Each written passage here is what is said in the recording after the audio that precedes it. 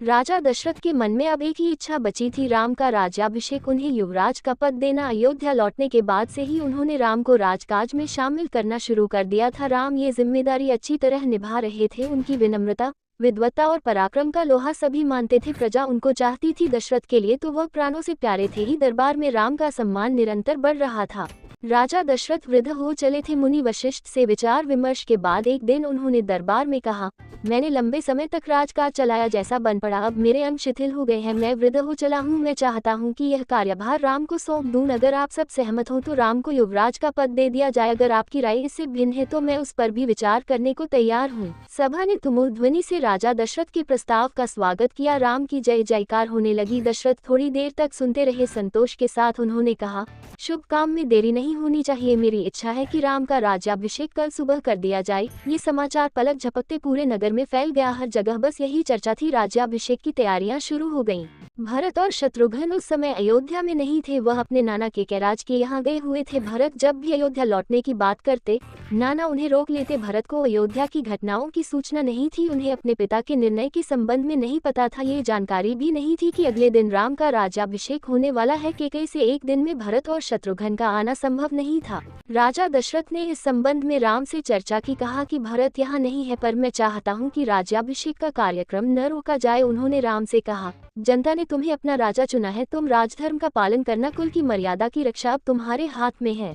राज्याभिषेक की तैयारियां रानी कैकेयी की दासी ने भी देखी। मंत्रा ने शुरू में उसे इस चहल पहल का कारण समझ में नहीं आया। उसने इसे कोई अन्य अनुष्ठान समझा। इतनी रौनक, ऐसी सजावट, ऐसा कुछ उसने अन्य अनुष्ठानों में नहीं देखा था। उसे अचंभा हुआ। फिर उसने रानी कौशल्या की दासी से पूछा। उसे तब पता चला कि कल राम का राज्याभिषेक होने वाला है। यह उत्सव उसी के लिए है।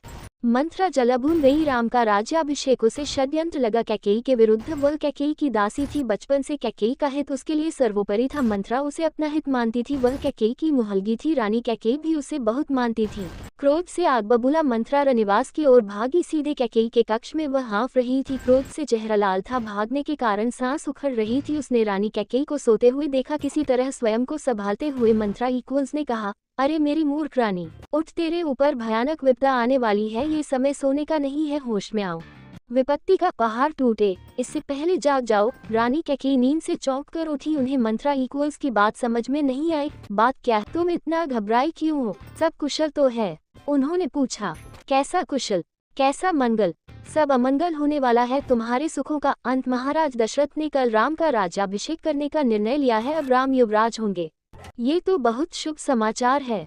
कैकेयी ने प्रसन्नता से अपने गले का हार उतारकर मंत्रा को दे दिया। मैं बहुत प्रसन्न हूँ। राम युवराज पद के लिए हर तरह से योग्य हैं। रानी, तुम्हारी बुद्धि फिर गई है, मति मारी गई है। सवाल राम की योग्यता का नहीं है, राजा दशरथ के षड्यंत्र का है। तुम्हारे अधिकार छीनने का है। मंत्रा ने हार दूर फेंकते हुए कहा, ये षड्यंत्र नहीं तो और क्या है?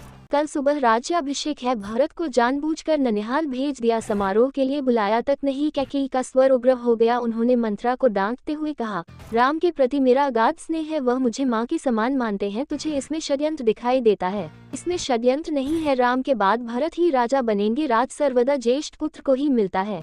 मंत्रा पर इस फटकार का कोई प्रभाव नहीं हुआ। उसके लिए ये दशरथ का षड्यंत्र था। वह रानी कैकेयी के पलंग पर बैठ गई। उनके बहुत निकट कैकेयी के चेहरे की ओर देखते हुए उसने कहा, तुम बहुत भोली हो, नादान हो। तुम्हें आसन संकट नहीं दिखता, दुख की जगह प्रसन्नता होती है। इस बुद्धि पर किसी को भी तरस आएगा। समझो रानी, राम राजा बने तो तुम कौशल्या की दासी बन जाओगी। भरत राम के दास हो जाएंगे। वह राजा नहीं बनेंगे। राम के बाद अगला राजा राम का पुत्र होगा।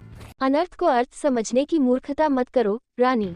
राम को राज मिला तो वे भरत को देश निकाला दे देंगे। वे भरत को दंड देंगे। इस तिरस्कार से भरत की रक्षा करो रानी। कोई ऐसा उपाय करो कि राजगद्दी भरत को मिले और राम को जंगल भेज दिया जाए। कैकेयी पर मंत्रा की बातों का असर होने लगा। उनका सिर चकरा गया। वह पलंग से उठी तो पांव सीधे नहीं पड़े। आंखों में आंसू थे। मन भारी हो गया। प्रसन्नता की जगह अव्यक्त क्रोध ने ले ली। मंत्रा के तर्कों में उन्हें सच्चाई दिखने लगी। तुम ही बताओ, मैं क्या करूं? कैकेयी ने आंसू पोंछते हुए मंत्रा से कहा। मंत्रा पलंग से उठी कैकेयी के पास जाकर खड़ी हो गई। उसने कहा, याद करो रानी, महाराज दशरथ ने तुम्हें 2 वरदान दिए थे। दशरथ से अपना वचन पूरा करने को कहो। एक से भरत के लिए राजगद्दी मांग लो, दूसरे से राम को 14 वर्ष का वनवास। कैकेयी का चेहरा तमतमाया हुआ था। उन्हें मंत्रा की बात ठीक लगी। उनके मन में एक प्रश्न अब भी था, ये बात दशरथ से कैसे कहें? उन्हें रनिवास बुलवाएं या प्रतीक्षा करें? मंत्रा ने कैकेयी के मन की बात भांप ली। उसने कहा, तुम मैले कपड़े पहनकर कोप भवन चली जाओ। महाराज दशरथ आए तो उनकी ओर मत देखो, बात मत करो, तुम उनकी प्रिय रानी हो, तुम्हारा दुख देख नहीं पाएंगे। बस उसी समय तुम उन्हें पिछली बात याद दिलाना, दोनों वचन मान लेना। मैं ऐसा ही करूंगी, महाराज का षड्यंत्र सफल नहीं होने दूंगी। मंथरा का लक्ष्य पूरा हो गया था। चलते चलते उसने रानी कैकेयी से कहा, राम के लिए 14 वर्ष से कम वनवास मत मांगना। भरत इतने समय में राजकाज सभा लेंगे, जब तक राम लौटेंगे लोग उन्हें भूल चुके होंगे। अब जल्दी करो रानी, समय बहुत कम है। रानी कैकेयी कोप भवन चली गई, मंथरा रनिवास से निकल गई। दिन भर की गहमागहमी के बाद महाराज दशरथ को रानियों की याद आई। तुरंत रनिवास की ओर चल पड़े उन्हें शुभ समाचार देने। सबसे पहले वह कैकेयी के कक्ष की ओर मुड़े। कैकेयी वहां नहीं थी। प्रतिहारी से पूछा, पता चला कि वे कोप भवन में है। दशरथ को चिंता हुई, कैकेयी कोप भवन में, परंतु क्यों? क्या इसलिए कि उन्हें अब तक सूचना नहीं मिली? मैं उसे अवश्य मना लूंगा, दशरथ ने सोचा। दशरथ कोप भवन का दृश्य देखकर हैरान हो गए, उन्हें कुछ समझ में नहीं आया। कैकेयी जमीन पर लेटी हुई थी, बाल बिखरे हुए, गहने कक्ष में बिखरे हुए कपड़े मैले। तुम्हें क्या दुख है? क्या हुआ है तुम्हें? मुझे बताओ। अस्वस्थ हो? राजवैद्य को बुलाऊं? दशरथ ने कई सवाल पूछे, कोई उत्तर नहीं मिला। कैकेयी रोती रही। मेरी सबसे प्रिय रानी हो, मैं तुम्हें प्रसन्न देखना चाहता हूँ। तुम्हारी खुशी के लिए मैं कुछ भी कर सकता हूँ, कुछ भी धरती आसमान एक कर सकता हूँ। दशरथ ने कैकेयी को मनाने का बहुत प्रयास किया, उत्तर उन्हें फिर भी नहीं मिला। दशरथ भी भूमि पर बैठ गए, विनती करते रहे। हाँ, मैं बीमार हूँ, कैकेयी ने कहा। मैं अपनी बीमारी के संबंध में आपको बताऊंगी, लेकिन पहले आप एक वचन दें, मैं जो मांगूं उसे पूरा करेंगे। राजा ने तत्काल हामी भर दी। कहा, मैं राम की सौगंध खाकर कहता हूँ, तुम्हारी हर इच्छा पूरी करूंगा। महाराज दशरथ ने राम की सौगंध ली तो कैकेयी उठकर बैठ गई। आप मुझे वे दोनों वरदान दीजिए जिसका संकल्प आपने वर्षों पहले रणभूमि में लिया था। महाराज दशरथ ने हामी भरी। सुबह राज्याभिषेक भरत का हो, राम का नहीं, कैकेयी ने कहा।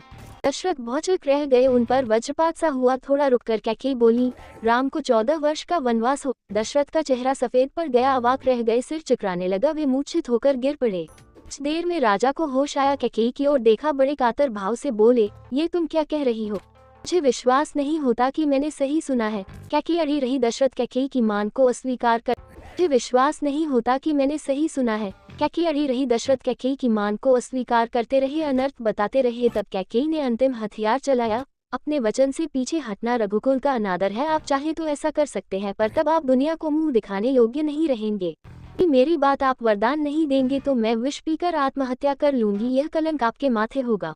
राजा दशरथ यह सुन नहीं सके, दोबारा बेहोश हो गए। रात भर बेसुध पड़े रहे। बीच बीच में होश आता वह कैकेयी को समझाते, गिड़गिड़ाते, धमकाते, डराते, पर कैकेयी टस से मस नहीं हुई। सारी रात इसी तरह बीत गई।